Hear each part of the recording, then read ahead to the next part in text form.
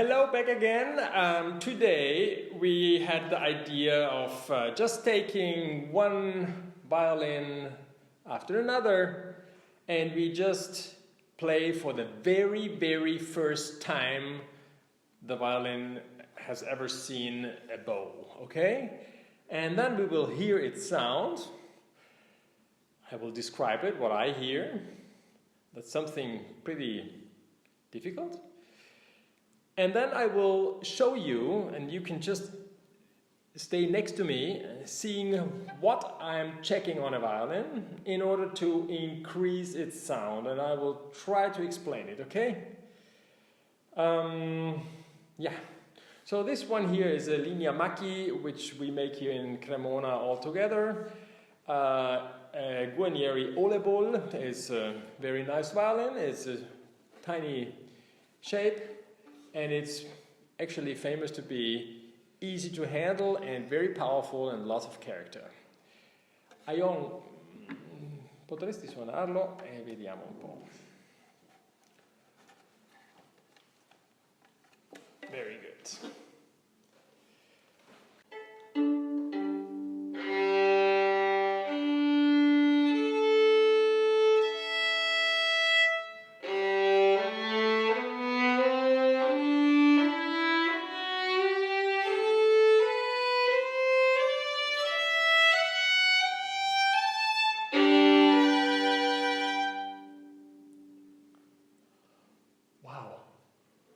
That was the very first time I saw here this violin.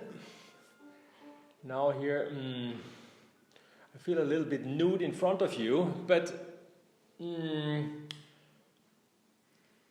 when I listen to the sound, I'm immediately dividing every string and I'm trying to make a concept out of it. The E string, the very last one we could hear, was very strong, powerful, maybe a little bit too much. The A string was a little bit, I wouldn't describe it as a nice A string, so there's something definitely to work on. The D string is a little bit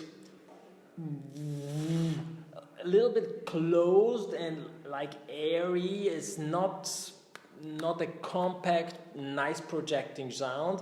And the G string actually gives you already this idea where you can dream of a nice, powerful Italian violin, okay? So now let's see what I can do with this violin.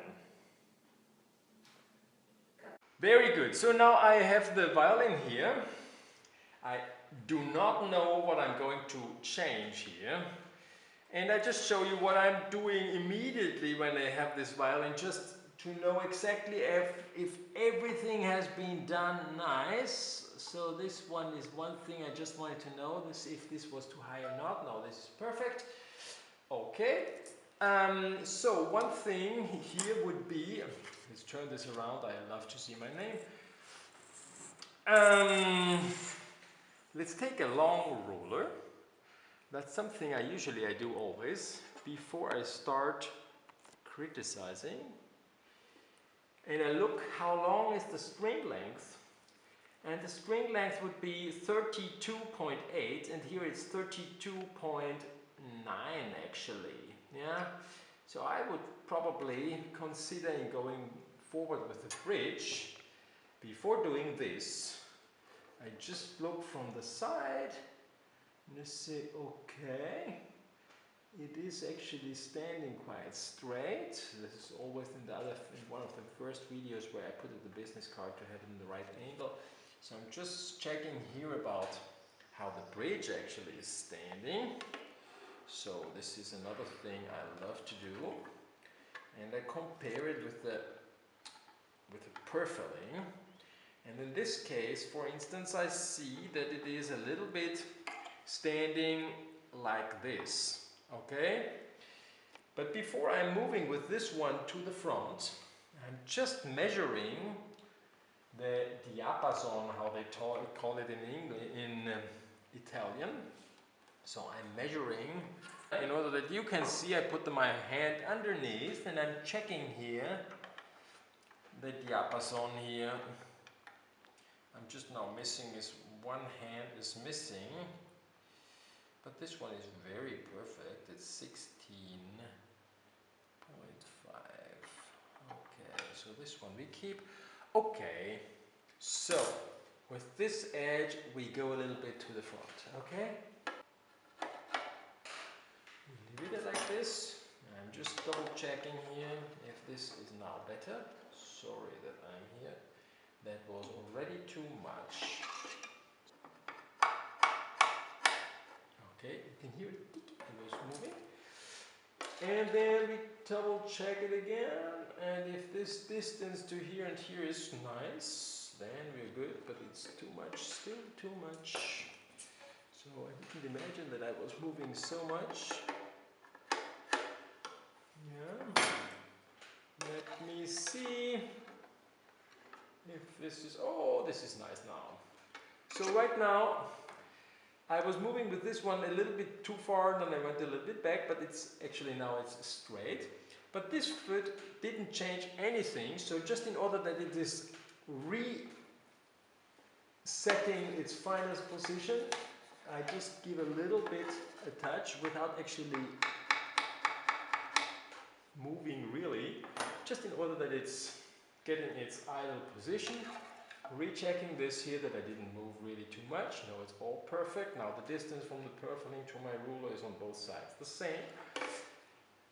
And this one is already quite good. So once again, we go back to this string length and I just move the bridge a little bit to the front. Okay, just a little bit. Okay, did you see it? Now we just remeasure it, 32.8, this is the right measurement. And then, before we hear a young playing it, I just move, how I really love to do that, every single string, in order that it is perfectly good on it. And now we listen again.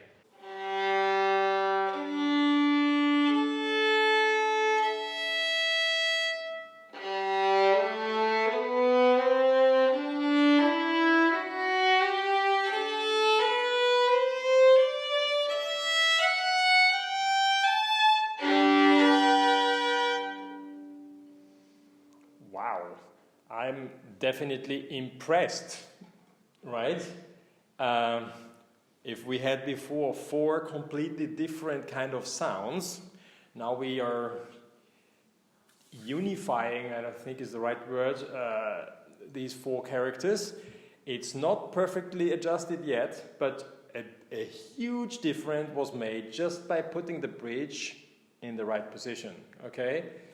Well, we could call it a day now because it just turned out to be already good sounding violin, but still, Ayong, replay now the 4 strings and you just listen now carefully to the 4 strings and try to figure out that the 2 strings in the middle are definitely better, richer and stronger sounding than the E and the G string.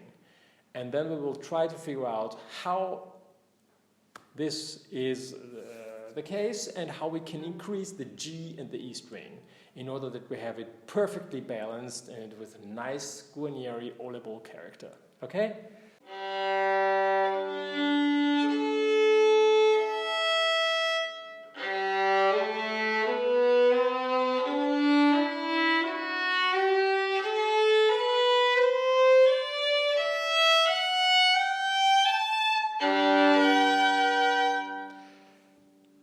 Such a nice A string should have a much stronger E string, okay?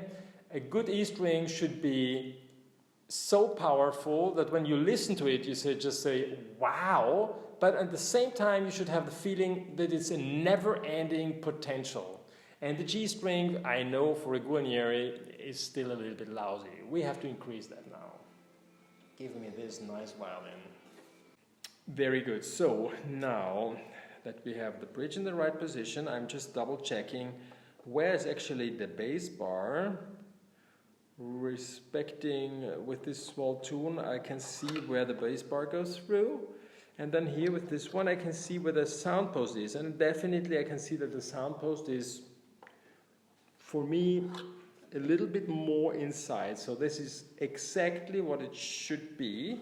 Now, by measuring with this tiny tool, sometimes you also have like a piece of paper with a cut inside. There's different ways of measuring. I have these here out of metal, bronze, and then you can measure here and see how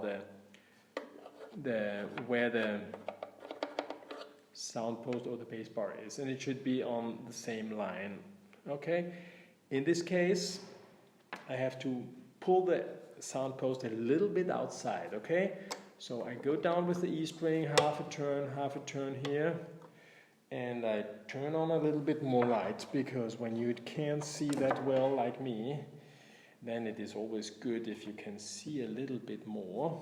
And I go inside, and actually it is like I go inside, I put it around, and then I turn it a little bit outside. Okay, that's all.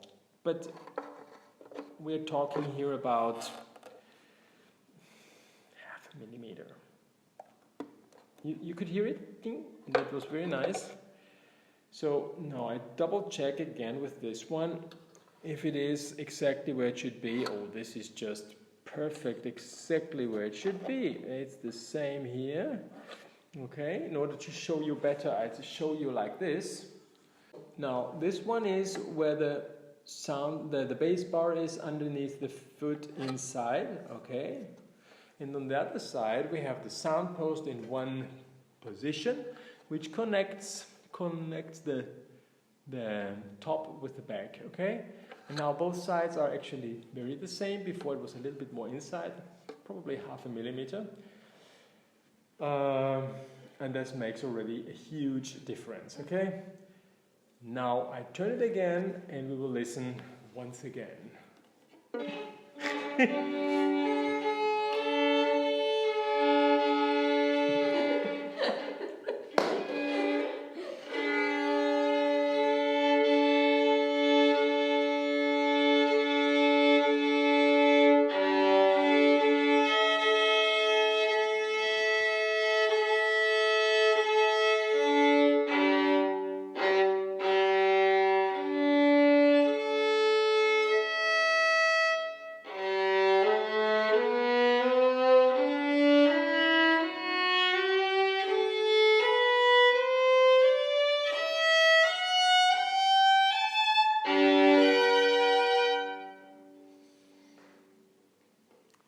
We could call it a day, and you could go on doing this now for 1, 2, 3 days, you know, because certainly I will be never satisfied, but it's already really good. I hope you can hear the difference. It is now a nice, powerful, rich, rolling G string.